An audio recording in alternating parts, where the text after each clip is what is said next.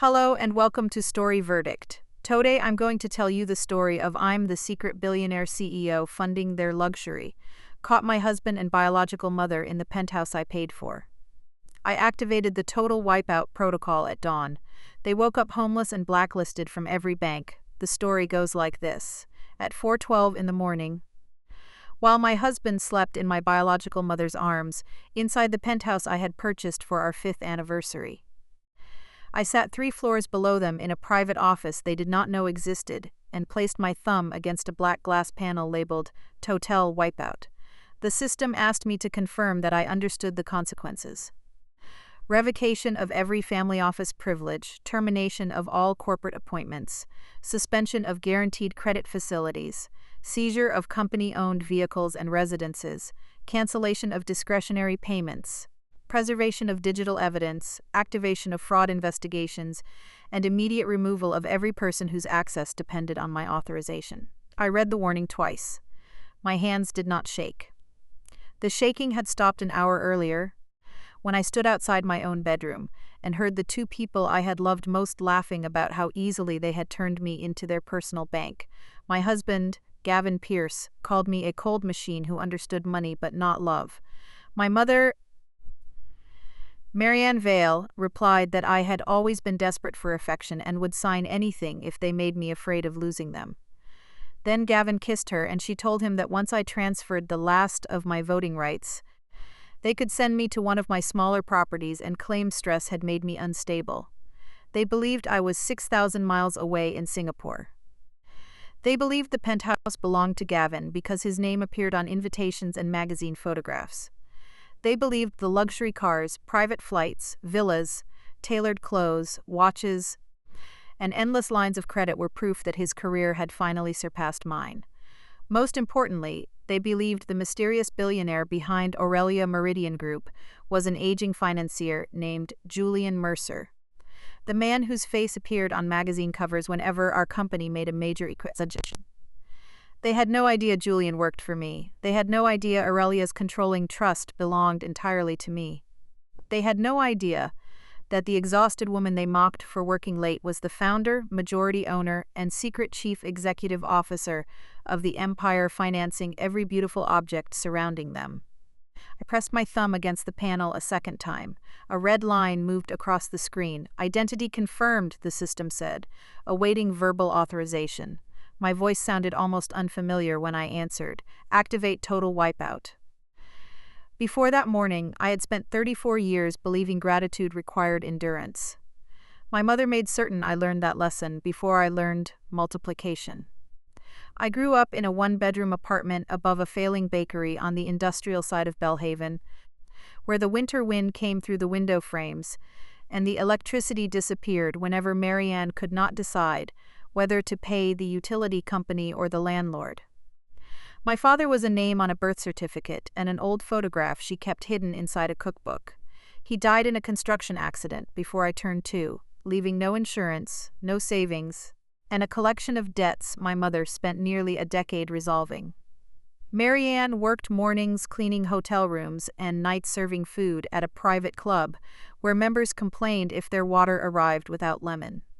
Some evenings she returned with swollen feet and chemical burns across her fingers. She would find me asleep at the kitchen table beside school books and lift me into bed even when her back was hurting. When I developed pneumonia at 9, she stayed awake for 4 nights counting my breaths because we could not afford an hospital visit. Those memories were real. That was what made everything that followed so difficult to understand. My mother did sacrifice for me. She did keep me alive. She did go hungry so I could eat. But sacrifice became the currency she used to purchase permanent authority over my life. Whenever I disagreed with her, she reminded me of the rent she once could not pay.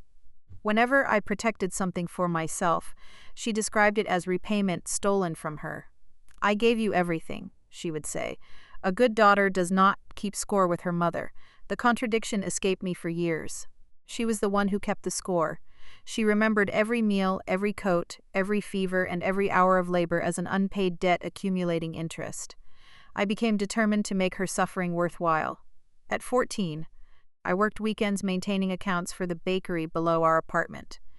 At 16, I designed a basic inventory system that reduced their waste enough to keep the business open. The owner paid me in cash and leftover bread.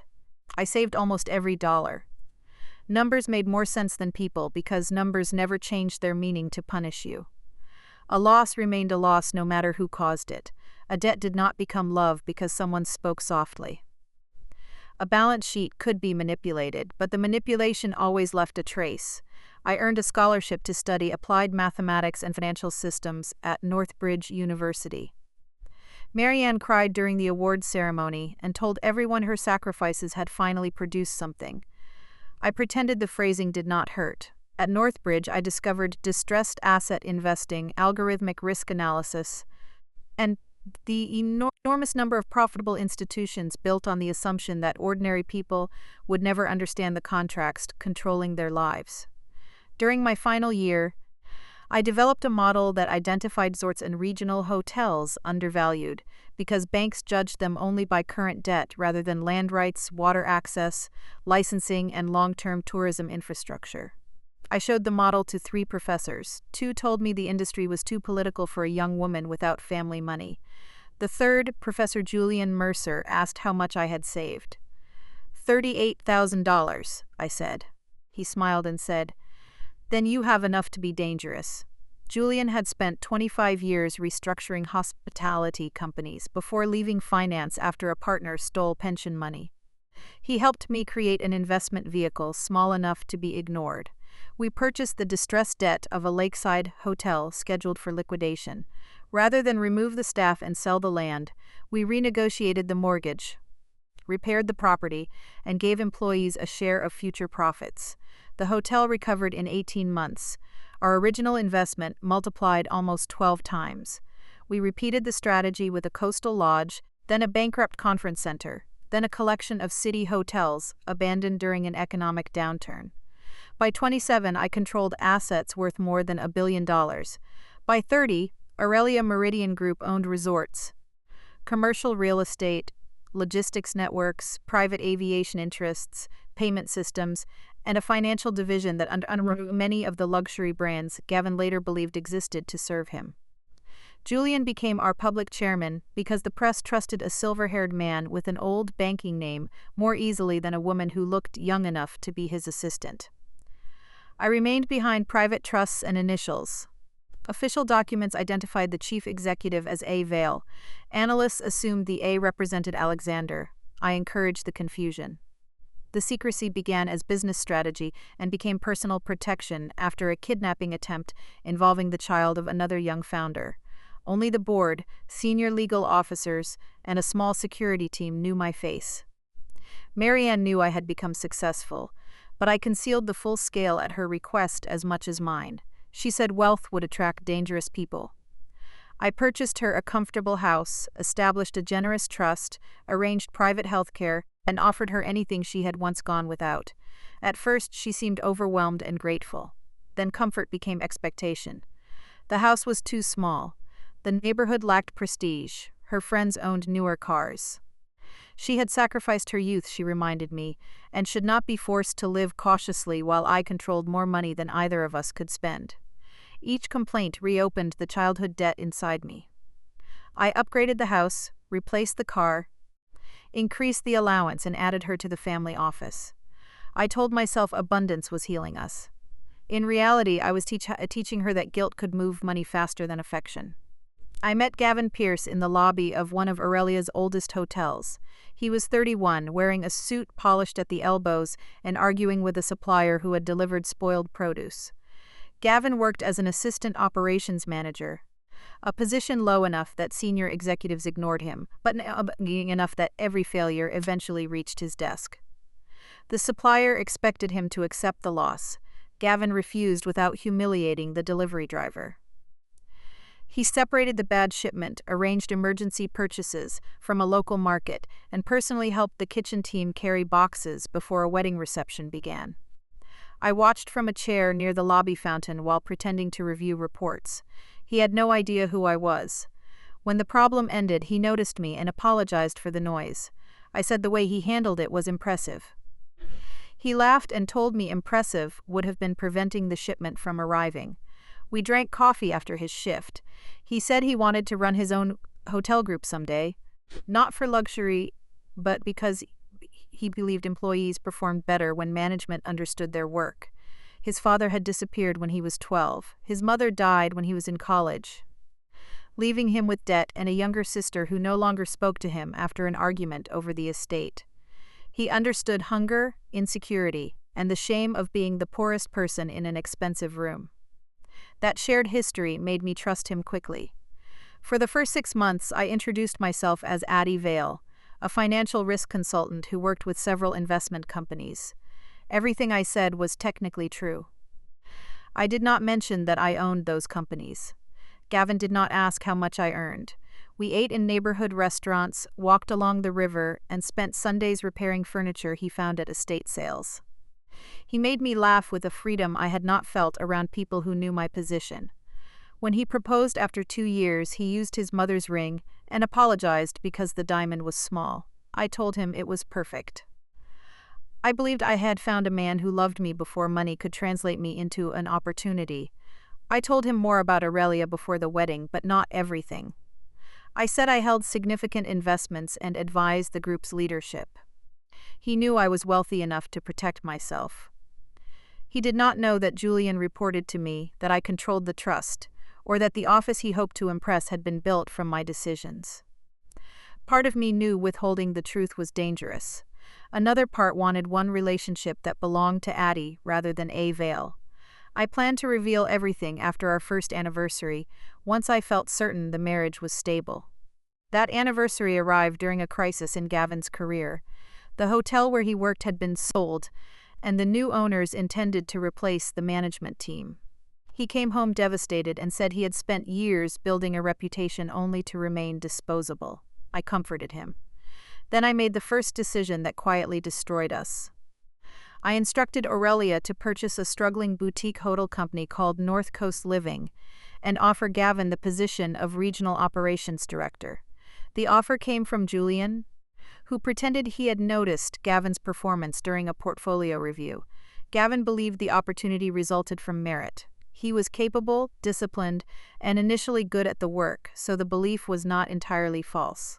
But he never knew that his wife had placed the first ladder beneath his feet. He advanced rapidly because I continued removing obstacles. When North Coast needed capital, I approved it.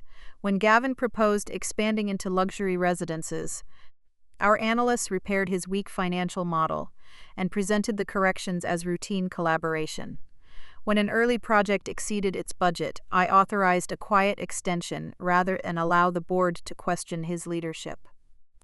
Each intervention came from love, fear, and arrogance. I told myself I was protecting his confidence. In truth, I was controlling the conditions of his success while hoping he would eventually become the man I imagined. My mother adored him from the beginning. She called him the son she never had. Gavin treated her with attention that I sometimes struggled to provide while managing Aurelia. He remembered her appointments, selected gifts, and listened to stories I had heard hundreds of times. I was grateful. When Marianne asked to move closer to us, Gavin suggested she take the guest apartment inside our new penthouse. The property occupied the top 2 floors of the Solara Crown, a residence owned by Aurelia's real estate division. Gavin believed North Coast had granted him the penthouse as part of his executive compensation. I signed the occupancy agreement through a holding company. He signed nothing because I told him the paperwork was automatic. Marianne received a private suite with a separate entrance, dressing room, and terrace. She cried when she saw the view and said I had finally given her the life she deserved. The first year was peaceful enough that I delayed revealing my identity again. Gavin became managing director of North Coast. Magazines profiled him as a self-made hotel visionary. He began attending conferences with people who would have ignored him 5 years earlier. He enjoyed the attention but still returned home to cook pasta with me on Sundays. My mother hosted dinners, selected furniture, and said we were the family she had always dreamed of having. I wanted to believe the difficult years were behind us. The first changes were small. Gavin began criticizing how often I traveled. He said a consultant should have greater control over her schedule. Marianne agreed and said marriage required a woman to prioritize her husband's needs. When I reminded her that she had raised me to be independent, she replied that independence was valuable only until it threatened the home. Gavin started spending more money. The company car became a custom sports vehicle. Business suits became handmade Italian wardrobes. He opened credit facilities through the family office and assumed they were executive privileges. When I questioned a purchase, he accused me of resenting his success. Marianne defended him. "You work with money all day," she said. Why should he feel poor inside his own marriage? I increased the limits, the pattern repeated. Luxury became proof of respect. Limits became insults. My mother requested jewelry, international trips, spa retreats, and memberships at clubs she once mocked. Gavin arranged them through North Coast accounts because he knew I would approve the expenses eventually. I did. Each payment carried the memory of Marianne's burned hands and Gavin's worn suit in the hotel lobby. I kept investing in who they had been while ignoring who they were becoming. They also began treating my time as common property. Gavin expected me to rewrite presentations, evaluate acquisitions, and solve crises while pretending the work came from his office. At first, he thanked me privately. Later, he called it what a supportive wife should do. Marianne told me I had always been better with numbers than people and should allow Gavin to handle leadership. "You are the machine behind him," she said one evening. "He is the face people trust." The sentence sounded harmless until I heard how often they repeated it. At dinners, Gavin joked that I cared more about spreadsheets than human beings. Marianne told guests he had taught me how to enjoy life. They described my career as advisory work, even though every bottle of wine on the table came from an estate I owned. I waited for the right moment to correct them, but silence became harder to break each year. Revealing myself would not simply provide information. It would expose every hidden intervention supporting Gavin's career. He might feel deceived, controlled, or humiliated. I convinced myself love required allowing him to keep the version of his life that made him proud. The second year of our marriage was when my mother began traveling with him. The first trip was to inspect a resort in Santorini. I was scheduled to attend but canceled because Aurelia was negotiating an emergency acquisition of a medical supply logistics company. Marianne offered to accompany Gavin so he would not dine alone. They returned with photographs of sunsets, private boats, and matching white outfits purchased by a stylist. Gavin said my mother made an excellent ambassador because she understood guests emotionally. Marianne said he treated her like a queen. I felt relief that they cared for each other. The next trip was to Paris for a hospitality conference, then Dubai, Monaco, Aspen, and the Maldives.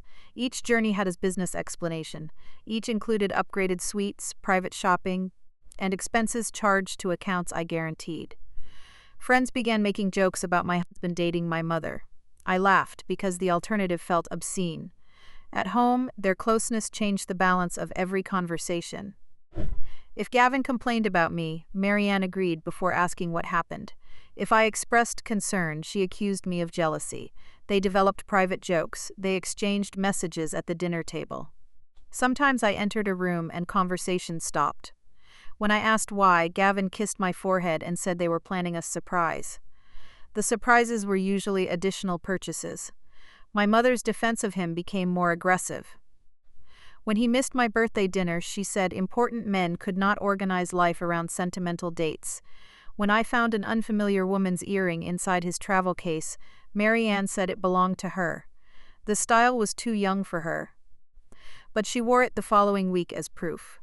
When Gavin spent our anniversary in Barcelona with Marianne, because a resort required urgent inspection, they sent me a photograph from a rooftop bar holding glasses of champagne. My mother's caption read, "Your two favorite people wishing our workaholic girl were here." I stared at the message for a long time. Something inside me understood before my mind allowed the conclusion. The daily insults became sharper as their dependence on my resources increased. Gavin complained that I was emotionally unavailable. Marianne said my success had made me arrogant, though neither knew its true scale. They called me dry, severe, joyless, and unfeminine. Gavin said a wife should make a man feel desired rather than evaluated. I tried to explain that I was carrying responsibilities he could not see. He answered that hiding behind work was easier than learning intimacy. My mother nodded and said she was always like this. Even as a child, numbers were easier for her than affection. That statement rewrote my childhood in a way that served them. I remembered a girl waiting beside the window for a mother working 2 jobs, completing homework alone so she would not add another burden. Emotional silence had not been my nature. It had been my contribution. Yet hearing Marianne describe it as a defect made me doubt my memory. They began pressuring me to transfer my personal investment rights into a marital trust. Gavin said his promotion to president of North Coast required clearer financial disclosures.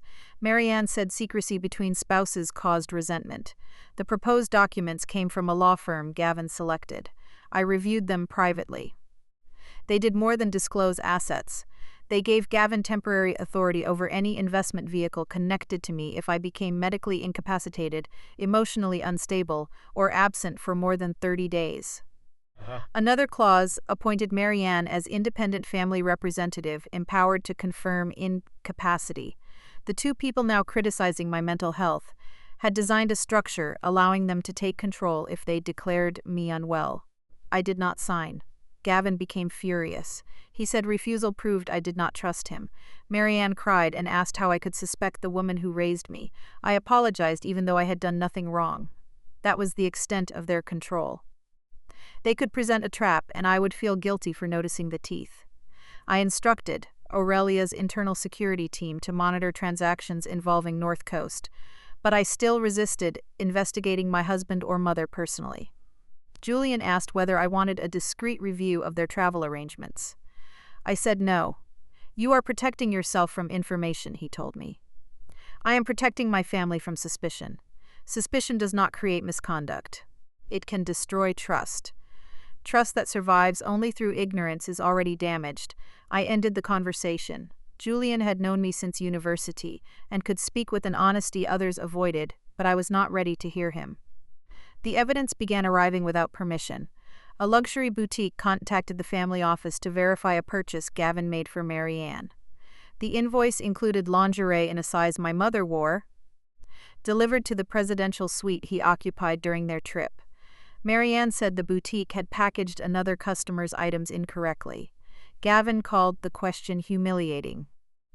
Then a hotel manager from our Lisbon property sent an incident report because staff discovered Gavin and Marianne sharing a bedroom after requesting that a connecting suite remain empty. The manager assumed it was a clerical error and apologized for entering without notice. I deleted the message but could not erase what it showed.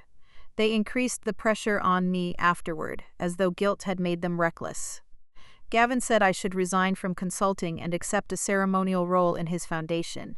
Marianne said my constant work was damaging my appearance. They arranged appointments with a psychiatrist without asking me, and suggested fatigue had made me paranoid. When I objected, Gavin began recording our arguments. He held his phone face down on the counter and provoked me with accusations until my voice rose.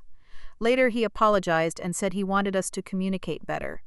I found the recordings backed up to a folder labeled evidence. That was when I stopped pretending the internal documents were misunderstood. They were creating a case. I still did not imagine the full betrayal until the night I returned early from Singapore. Aurelia was negotiating the purchase of a resort chain that had collapsed after its founder concealed structural problems. The meetings were expected to last 5 days.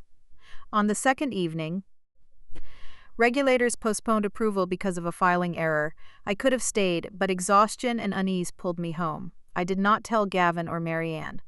My security team arranged a private flight landing shortly before midnight. During the drive from the airport, I opened the penthouse system and noticed the internal privacy mode had been activated. That setting disabled routine staff access and most hallway cameras.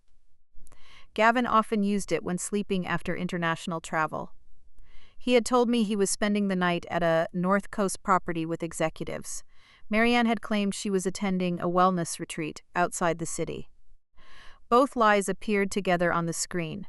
I entered the Solara Crown through a service elevator known only to building management and Aurelia's security. The penthouse was dim except for lights near the terrace. 2 champagne glasses rested on the dining table beside an open bottle from my private cellar. My mother's shoes lay near the stissipper. Gavin's jacket hung across a chair. I heard music from the master bedroom. For several seconds, my mind created harmless explanations. Marianne was ill. Gavin had returned to help. The second glass belonged to someone else. The lies arrived automatically because the truth threatened the structure of my entire life. I climbed the stairs without making noise. The bedroom door was not fully closed. Through the opening, I saw my mother wearing the white silk robe I had given her for her birthday. Gavin stood behind her, his hands around her waist, kissing the side of her neck. My body became completely still. The scene was intimate in a way no misunderstanding could repair. I stepped backward before either of them saw me. Then Marianne laughed and said, "She will sign eventually. You know how frightened she becomes when we withdraw affection." Gavin answered, "I do not want to wait another year. Once Julian gives me the group presidency, I can force the issue." "Julian likes her," my mother said. "He treats her like the daughter he never had." Gavin laughed. "She is useful to him. That is all she has ever been to anyone." My mother did not defend me. She said, "Then use that. Tell her the marriage is over unless she transfers the trust." Gavin kissed her again, and after she signs, we give her somewhere quiet to recover, one of those remote villas she likes. We tell everyone stress broke her. She will fight. Addie does not fight family. She pays us to stop being angry. They understood me better than I wanted to admit. Not my intelligence, not my business, not my strength, but the childhood fear beneath all three. They knew withdrawing love could open every account I possessed. I took out my phone and recorded the rest. They discussed selling North Coast assets after Gavin became group president. They planned to move money into accounts controlled by Marianne. They joked about my plain clothes and long hours. Gavin said my body had become too tense and tired for desire. My mother replied that a man deserved warmth somewhere. I listened until the pain became so complete it turned cold. Then I descended the stairs, entered the service elevator, and traveled 3 floors down to Aurelia's private crisis office. Every flagship residence we owned contained secure rooms for emergencies, though Gavin assumed the lower floors held mechanical equipment. My biometric access opened a corridor lined with servers, legal archives, and communication systems. Julian answered my call on the first ring despite the hour. "You are home," he said. Security had already notified him. "Yes." He saw my face and stopped asking questions. I sent the recording. He listened in silence. When it ended, he removed his glasses. "Addie, I am sorry." Those 4 words nearly destroyed the control I had maintained. I pressed both hands against the desk. "How much have they taken? We do not know yet. Find out. We can secure you elsewhere tonight." "No. I want the full exposure map before they wake." Julian called Mara Keene, Aurelia's chief legal officer, and Samuel Ortiz, director of internal security. Within 30 minutes, 12 people joined the secure conference. They reviewed the marital agreement, trust structures, North Coast transactions, residence ownership, credit guarantees, travel expenses, and the proposed incapacity documents. Because Gavin and Marianne assumed I was merely connected to Aurelia rather than controlling it, they had become careless. Gavin diverted corporate funds into consulting companies owned by former classmates. Marianne used her family office privileges to purchase assets and then transfer them into private accounts.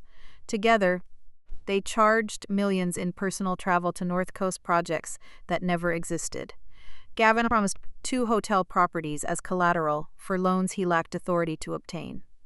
He had also accessed confidential strategic data through my devices and shared it with outside investors supporting his attempted promotion. The affair broke my heart. The fraud gave me legal authority to remove them completely. Aurelia's total wipeout protocol had been created after the kidnapping attempt that originally pushed me from public view.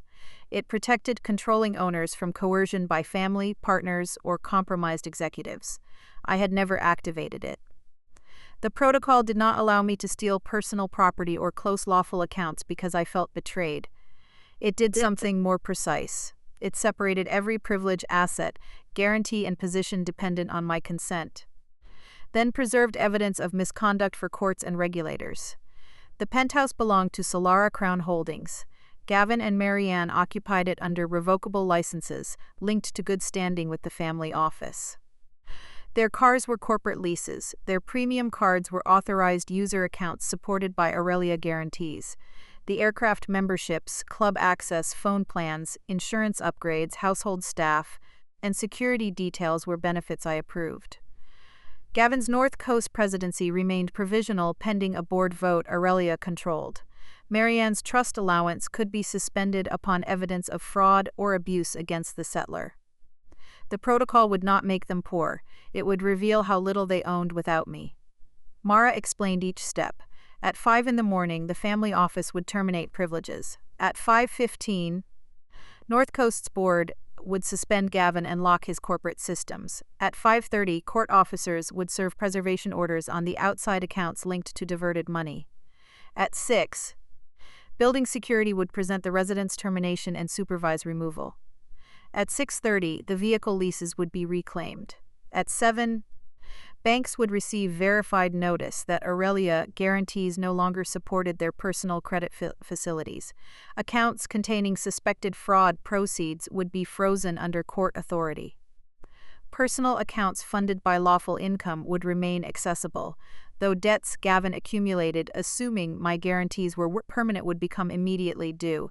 His banking relationships would not be blacklisted by my command. They would collapse because the fraud reports, defaults, and false disclosures made every regulated lender unwilling to touch him. I listened. Then I asked the question that still made me feel like a child. What happens to my mother? Mara's expression softened. Legally, the same rules apply. She raised me. That history does not authorize fraud. She will have nowhere to go. Julian leaned toward the screen. You gave her 3 homes, a trust, health care, and an allowance larger than most people earn in a lifetime. She transferred much of it to hidden accounts while conspiring to have you declared incapacitated. She still carried me through childhood. And you have spent 20 years repaying a debt that love should never have demanded. I looked at the black glass panel set into the desk. Give them 2 hours to collect personal essentials, I said. Store everything else. No property damage, no public spectacle.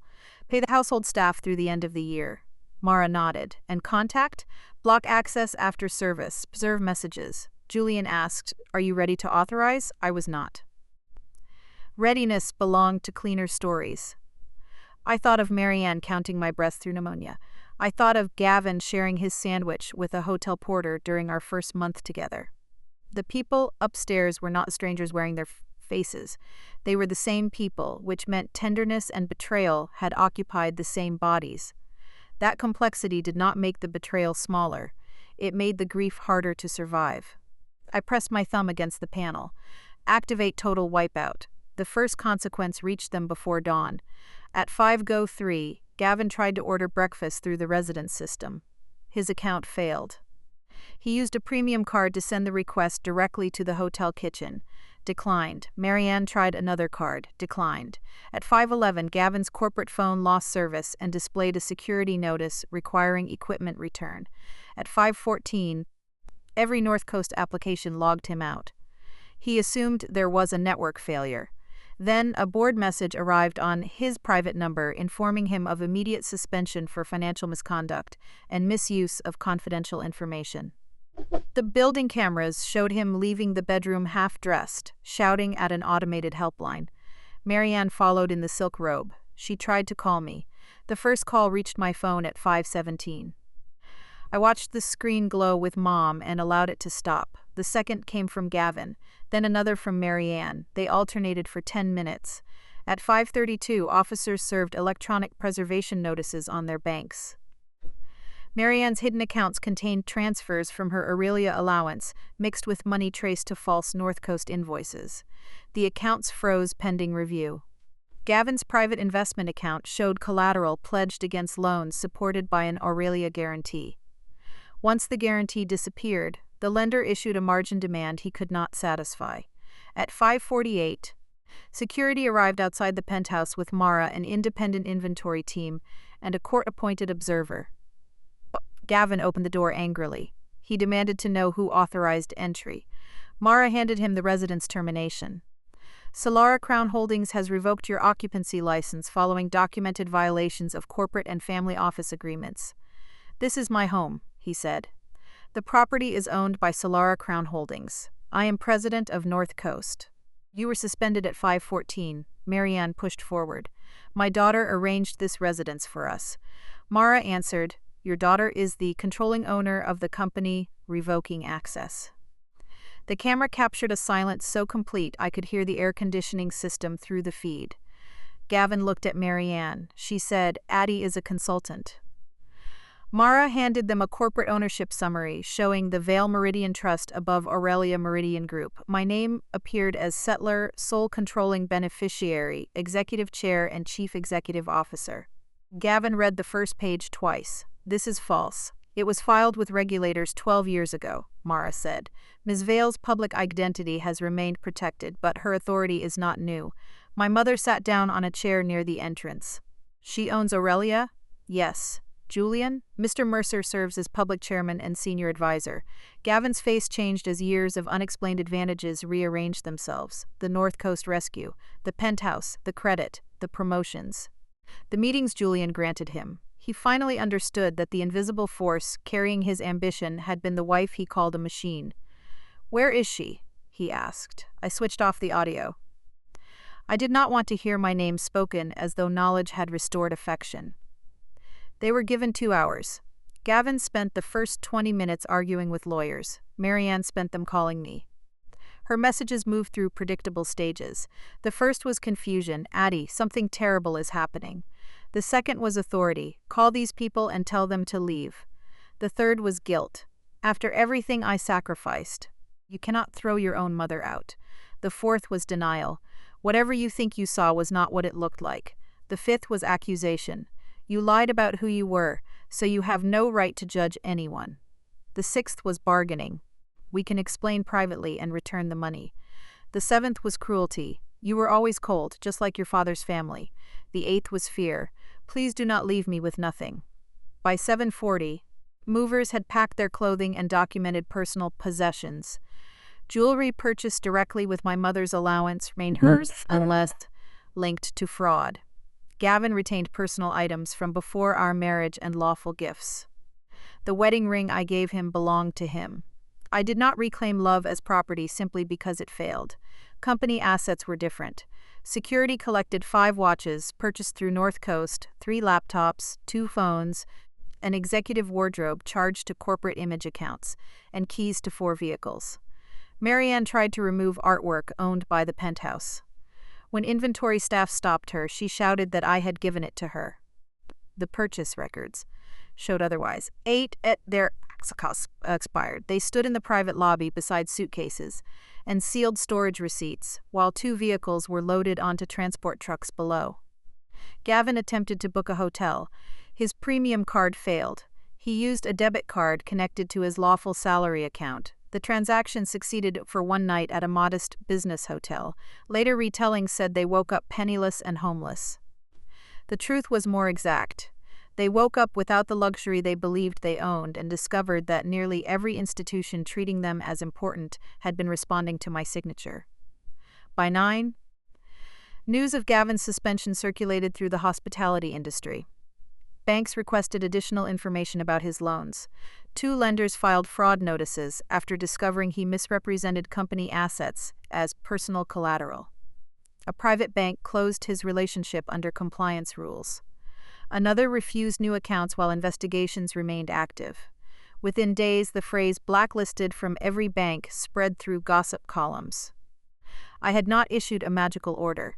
Gavin and Marianne had built a financial life on false guarantees, and the moment those guarantees were removed, regulated institutions saw the risk they had been in hiding. They drove to Aurelia Meridian headquarters shortly after 10. The building stood beside the river, its upper floors hidden behind mirrored glass.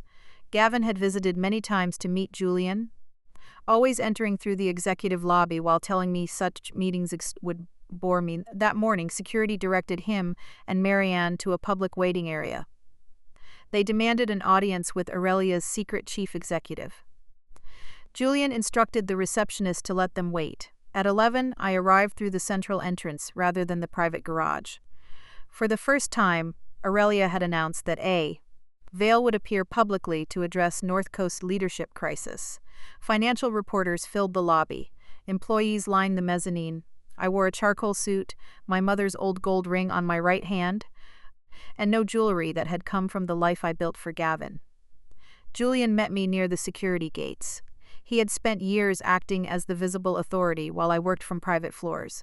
Before the cameras, he stopped, bowed his head, and said, "Welcome back, Madam CEO." The lobby fell silent. Gavin stood from the waiting area. Marianne remained seated for several seconds before rising unsteadily. Julian offered me the central elevator. I looked toward them. "Bring them to the boardroom," I said. The meeting occurred on the 38th floor, overlooking every property Gavin once believed represented his success. Julian. North Coast's independent directors, external auditors, and my divorce attorney were present. Gavin entered without the posture he usually carried into corporate rooms. Marianne clutched her handbag with both hands. She looked smaller than she had in the penthouse, but I reminded myself that vulnerability after exposure did not erase the decisions made in safety. Gavin spoke first. "You are Aurelia's CEO." It was not a question. "Yes. For how long since the group was formed?" "You let me believe Julian controlled everything. I allowed the public to believe it for security and strategic reasons. You knew I managed investments and advised Aurelia." "Advised?" He laughed bitterly. "You owned the company employing me." "Correct. Every promotion, the first opportunity came through me. Your early performance justified advancement. Later interventions protected you from consequences you should have faced. So my entire career was charity. No.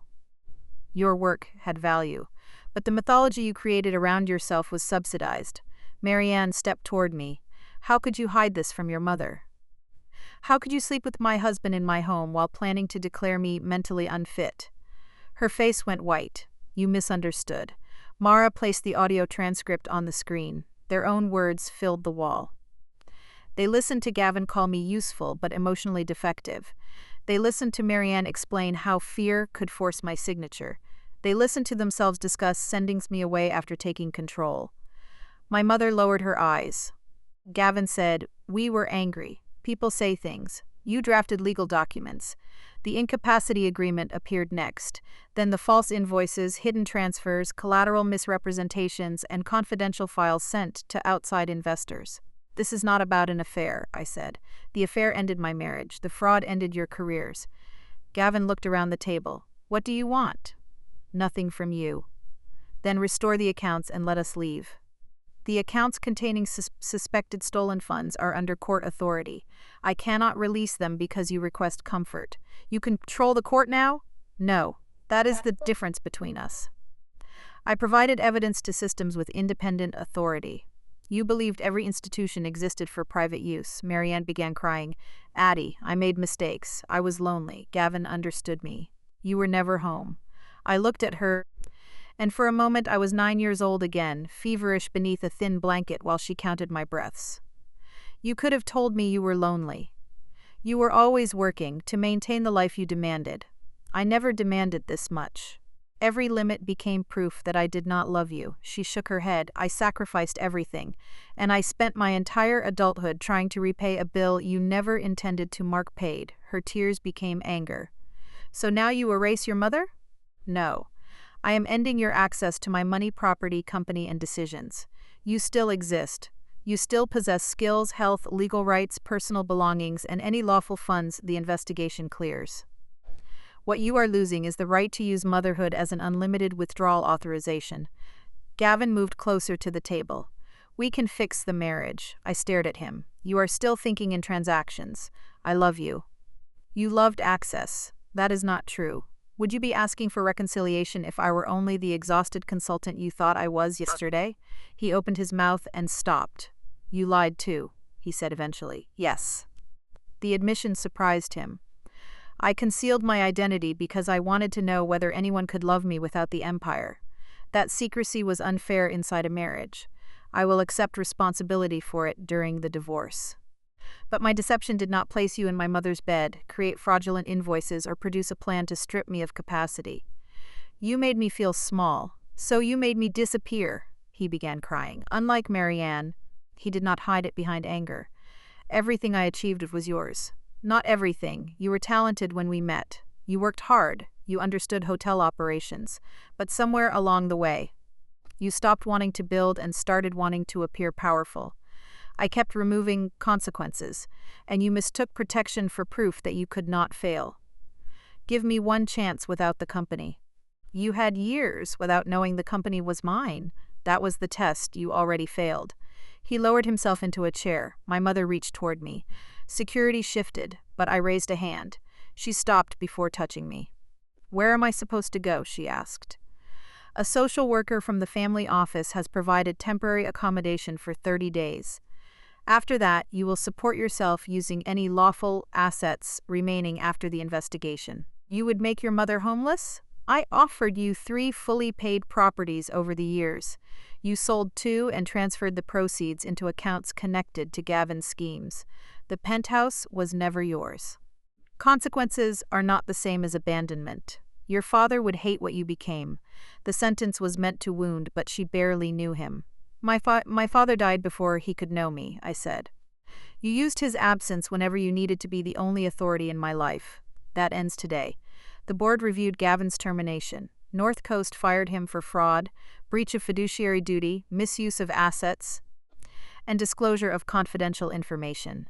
His compensation was clawed back where the law allowed. He retained vested salary not connected to misconduct. The company canceled his executive housing, transport, insurance privileges, and deferred bonuses. Aurelia replaced him with a respected operations director he had repeatedly denied promotion because she challenged him. North Coast remained stable. No ordinary employee lost work because of his choices. That mattered to me more than seeing him escorted from the building. At the conclusion, Mara handed Gavin the divorce petition and evidence preservation order. He asked whether I intended to pursue criminal charges. The prosecutors will decide based on the audit, I answered. I will not hide evidence to protect you. He looked toward Marianne. For the first time since entering, resentment appeared between them. Their relationship had survived while I remained the shared resource and enemy. Without my money, property, and resistance connecting them, they saw each other more clearly. Marianne blamed him for the false invoices. Gavin said she designed the incapacity. They began arguing in front of the board. I watched the alliance collapse into accusation and felt no satisfaction, only exhaustion. Security escorted them out separately. Gavin turned at the door. Was I ever more than a project to you? You were my husband. Then why do I feel like you were evaluating me? Because part of me was I spent my love that thing, whether love could survive without money. That was unhealthy. But you were not betrayed because you failed an experiment. You were removed because you committed fraud and planned my erasure. He nodded once, then left. My mother refused to look at me. After the door closed, 11 missed call notifications remained on my phone from the morning. By evening, there were 37 messages. I blocked both numbers. The aftermath lasted far longer than the dramatic morning. Auditors spent 9 months tracing money through consulting companies, luxury purchases, and private accounts. Gavin eventually pleaded guilty to financial fraud, misuse of corporate assets, and falsifying loan disclosures. He avoided the longest sentence by cooperating and returning property. Marianne was charged with conspiracy and receipt of stolen funds. Her attorneys argued that Gavin manipulated her. The recordings showed she had been an active planner. She received a shorter sentence because of her age, lack of previous convictions, and cooperation. Their affair became public, but I refused to discuss sexual details with reporters. Betrayal was painful enough without becoming entertainment. The criminal conduct mattered because it affected employees, investors, and institutions beyond our family. The divorce ended quietly under the prenuptial agreement Gavin once dismissed as unnecessary. The agreement contained fraud and infidelity provisions, though I did not use infidelity to take lawful property from him. I reclaimed corporate assets, recovered stolen money, and allowed the court to divide anything genuinely marital. He left with far less than he expected, but not because I wanted him physically helpless. He left with what remained after everything borrowed, guaranteed, misrepresented, or stolen was removed. Marianne wrote from prison. Her first letters blamed Gavin. The next blamed me. She said secrecy had made her feel excluded and that my wealth corrupted the family. Later, letters returned to childhood. She described the night of my pneumonia, the jobs she worked, and the meals she skipped. Every memory carried the same conclusion. Therefore, I owed her forgiveness on demand. I read the letters in therapy. For years, I had feared that boundaries made me ungrateful. My therapist asked whether gratitude required ongoing access to the person who harmed me. I said no intellectually, but my body answered differently. Every time I declined contact, guilt tightened my chest. Healing involved learning that guilt could be a conditioned alarm rather than a moral instruction. I did not forgive my mother quickly. I did not need to. People often demand forgiveness because unresolved anger makes observers uncomfortable. My task was not to provide a clean emotional ending. It was to build a life in which her choices no longer governed my decisions. Julian urged me to remain public after the reveal. Aurelia's employees deserved to know who led them, he said, and secrecy had allowed Gavin to use my own company while assuming its true authority was absent. I agreed to a gradual transition. For the first time, I chaired meetings in rooms where everyone knew my face. The experience was both freeing and disturbing. People who once spoke honestly around Julian became cautious around me. Employees rehearsed answers. Executives laughed too quickly. My mother's old lesson returned in a new form. Power changes the air. I created direct reporting channels, anonymous idea systems, and rotating employee councils capable of challenging the executive office. I also acknowledged publicly that hidden ownership had created governance risks. Protecting my identity had been reasonable after security threats, but secrecy could not remain permanent simply because visibility felt dangerous. Leadership required allowing people to evaluate me rather than living as an invisible all-aware of everyone else. North Coast changed under its new president, Lena Brooks. Lena had started as a housekeeper, studied hotel management at night, and spent 20 years learning every operational level.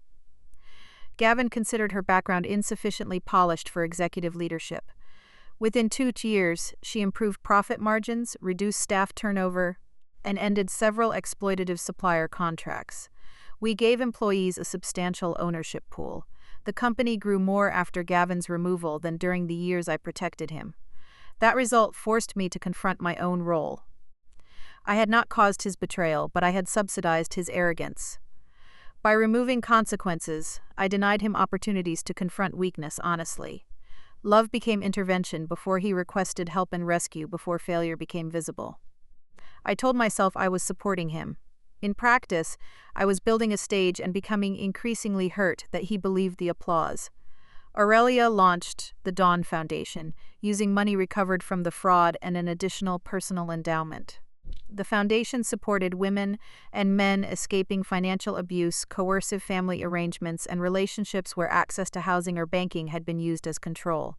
We funded emergency legal aid, credit restoration, secure housing, and career training. I insisted the program include people without dramatic evidence or wealthy relatives. Most victims cannot activate a protocol, send security teams, or reclaim a penthouse. They need institutions willing to believe them before their abuser becomes careless enough to produce a perfect recording. One of the first women we helped was a military veteran named Rosa Delgado, whose husband opened loans under her name while she was deployed. Banks treated her as irresponsible even after she produced evidence. The foundation helped clear the accounts, secure housing, and finance a small repair business. Rosa later became director of our Veterans Financial Recovery Program. She once told me that money did not save people by itself. Money buys distance, she said. Then someone has to learn what to do with the silence. I understood. After years surrounded by Gavin and Marianne's demands, the absence of their voices initially felt like danger. I woke expecting messages. I reached for my phone whenever I made a purchase, prepared to justify it. I felt guilty eating dinner alone because my mother had always said family should not be abandoned. Peace required practice. 2 years after the wipeout, I moved from the Solara Crown penthouse.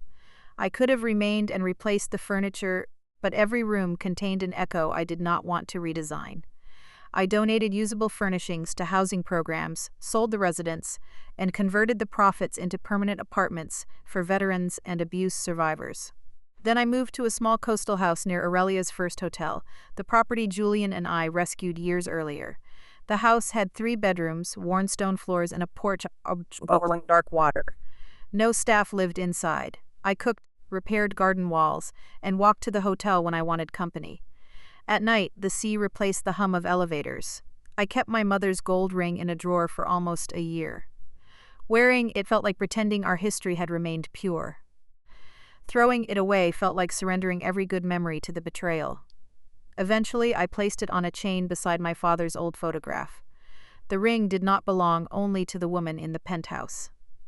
It also belonged to the young mother who carried a feverish child through snow to a clinic. People can hold both histories. Accepting complexity did not require restoring access. Gavin sent one letter after completing his sentence. He wrote that he and Marianne stopped speaking shortly after the trial. Their relationship had been sustained by secrecy, resentment, and the fantasy of inheriting my life. Without those things, they blamed each other. He lived in a rented room and worked nights maintaining a small hotel outside the city. Industry restrictions prevented him from holding financial authority. "I am doing the job I once believed was beneath me," he wrote. "It is the first honest work I have done in years." He apologized for the affair, fraud, manipulation, and recordings. Then he wrote something I believed was true. "I loved what you gave me, and for a while I loved you too. But I became terrified that if you stopped carrying me, everyone would see I was still the man in the worn suit. So I kept taking until taking felt like proof I deserved it." He did not ask for reconciliation. I answered only once. "Continue building a life that does not require someone else's disappearance." My mother's final letter arrived after her release. She said she was living in a modest, assisted apartment supported by lawful retirement funds and a nonprofit program not connected to me. She wrote that she had spent prison blaming everyone because admitting what she did would force her to see that motherhood had not made her incapable of cruelty. "I believe you gave me ownership," she wrote. "When you became powerful, I felt proud and cheated at the same time. I thought every good thing in your life the payment meant delayed to me. Gavin made me feel admired, and I chose that feeling over being your mother." She did not ask for money. She asked whether I could someday meet her in a public place for 1 hour. I waited 6 months before answering.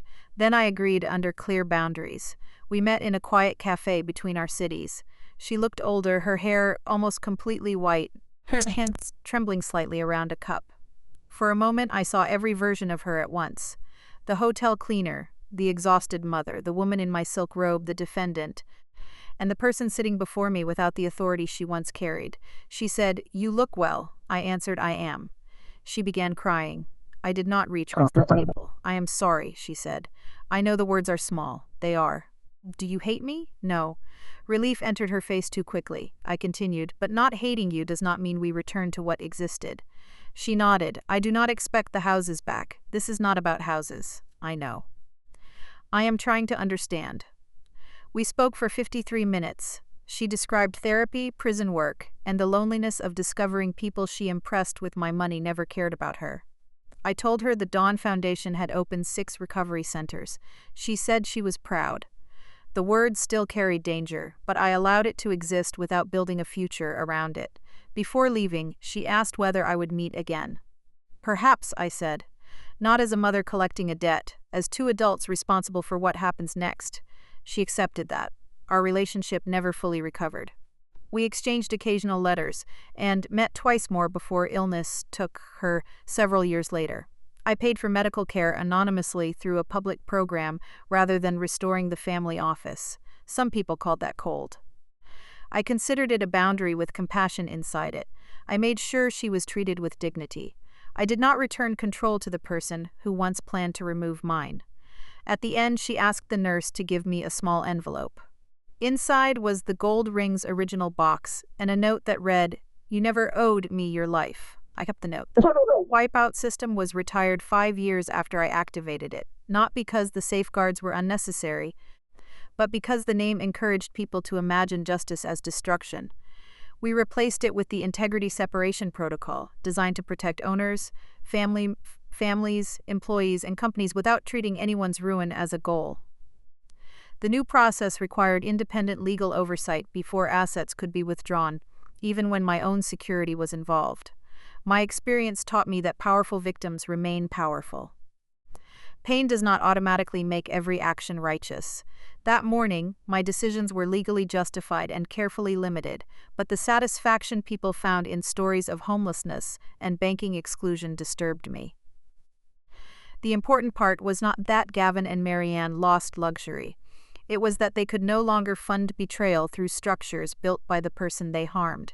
Justice removed false power. It did not need to erase their humanity. 10 years after the night in the penthouse, I stood on the porch of the coastal house while a storm moved over the water. Rosa and several foundation directors were inside preparing dinner after the opening of our newest Veterans Center. Julian had retired and lived nearby, though he still called whenever markets did something foolish. Aurelia Meridian had become publicly accountable, employee ownership had expanded, and North Coast operated some of the most respected training hotels in the industry. My life was quieter than the one I financed for my family, and larger than the one they tried to reduce me to. I received no congratulations for most decisions. No one required a hidden identity to respect me. The peace felt ordinary, which made it precious. Sometimes people ask whether I regret giving Gavin and my mother everything. I regret the secrecy, the interventions, and the way I mistook guilt for love. I do not regret generosity itself. Their misuse of what I offered does not make kindness foolish. It makes discernment necessary. Love can support someone without concealing every consequence. Gratitude can honor sacrifice without surrendering adult autonomy. Forgiveness can release hatred without restoring access. Those distinctions took me longer to learn than any financial model. The most expensive mistake of my life was not buying the penthouse or financing Gavin's career. It was believing that because two people depended on me, they must value me.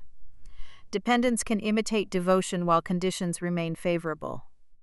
The real measure arrives when the person providing comfort creates a boundary, asks for truth, or needs care in return. Gavin and Marianne did not fail because they wanted luxury. They failed because they decided my humanity was the obstacle between them and permanent access. At dawn, when the cards stopped working, the cars disappeared, and the penthouse doors closed, they did not suddenly become homeless. They encountered the reality they had tried to impose on me. A life separated from the resources, identity, and protection of the person they planned to discard. The difference was that I did not declare them unstable, steal lawful property, or imprison them inside a story they could not challenge. I allowed evidence and contracts to speak. For years afterward, headlines described me as the secret billionaire who wiped out her cheating husband and mother overnight. They focused on the black panel, the declined cards, the vehicles being towed, and Julian bowing in the lobby. Those images were dramatic, but the real turning point happened before I touched the system. It happened outside the bedroom when I heard my mother explain that I would pay them to stop being angry, and realized she was right. Until that second, fear of losing family controlled more of my life than any board, trust, or contract. I had built a financial empire while remaining emotionally governed by a hungry child above a bakery, waiting for her exhausted mother to come home, and terrified that one disagreement might make love disappear. Gavin and Marianne found that child and made her the hidden guarantor of their luxury. The total Wipeout protocol not freed me because it removed their money. It freed me because, for the first time, I allowed their anger to arrive without purchasing a departure. When I pressed my thumb to the glass, I was not ordering two people into poverty. I was ending the automatic payment between their disapproval and my surrender. Every consequence after that was accounting. The true wipeout was internal, the destruction of the belief that I had to fund my own mistreatment to prove I was not ungrateful. The penthouse vanished from my life. The marriage ended. My mother's authority became a memory. Yet what remained was not emptiness. It was the clean space created when fear no longer occupied every room. I filled that space slowly, with honest work, careful friendships, boundaries that did not apologize, and help for people who needed distance from someone controlling their money or home. I learned to eat dinner without explaining where I had been. I learned to sleep through missed calls. I learned that peace is not the reward given after everyone admits you were right. Peace begins when their admission stops being necessary. On stormy mornings, I still think of the words the system spoke after my authorization. Identity confirmed. At the time, it referred to biometrics, ownership, and corporate authority. Now I hear something else inside it. My identity had existed beneath every role they assigned me: daughter, wife, provider, machine, secret, obstacle. I was the girl my mother raised, the woman Gavin betrayed, the founder Julian trusted, the executive and industry feared, and the person who could survive without reducing herself to any one of those histories. They woke at dawn believing I had erased them. In truth, I had finally stopped allowing them to erase me. Goodbye.